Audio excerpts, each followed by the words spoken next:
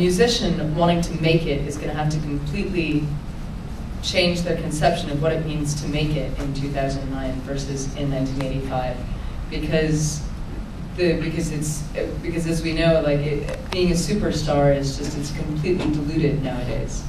And I mean, even if you can get to that level and you can be a John Mayer, I think the idea of a musician being a working musician and making a living instead of making it to the point where, like, oh, finally I'm a fucking musician because, like, the limo has arrived and, like, the champagne's in it and, like, I'm gonna snort coke off strippers tits all night, so, like, it's gonna be this thing. Yeah, but thank God we were alive during that.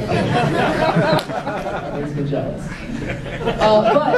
But what I was gonna say is that it's also really, and I just wrote, if you want to read it, I just wrote an op-ed for Alternative Press magazine about exactly this.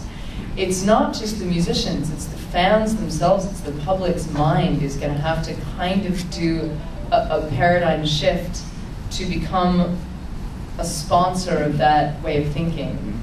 And everyone is going to have to sort of return to this sort of system of patronage, like a new school system of patronage. People who work in the music business. Oh yeah, the music business people are really fucked and they have to change it. I mean, I can't believe some of the things that I hear people saying that look like as if they're just not even paying attention to what's happening. Like it's crazy. Change is hard for people. Let's stick it to the man. But if those two things happen, I think what's going to happen is in the business side of things, the agents and the labels and the managers and the promoters, they're going to facilitate, but what they're facilitating is going to be a different set of things. That's all. Completely. And I think the problem with the business right now is that everyone is trying to facilitate shit that's not real. Well, if you look at the music industry and you kind of just look at it from a business perspective, it was fucked to begin with. It was never a smart model. It never made any sense whatsoever. I mean, so it's just now kind of shrinked back into some sort of reality. And really, the infancy of the beginning of the music industry, it was, you mentioned the word patronage.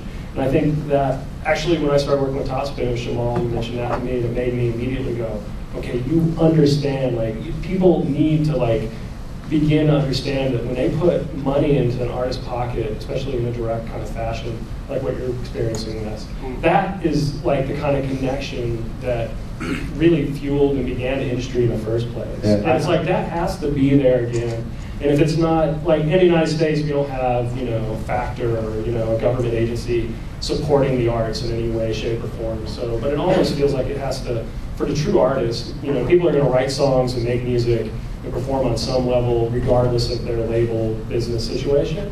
There almost needs to be some sort of element of that. And that's put something, my mind's starting.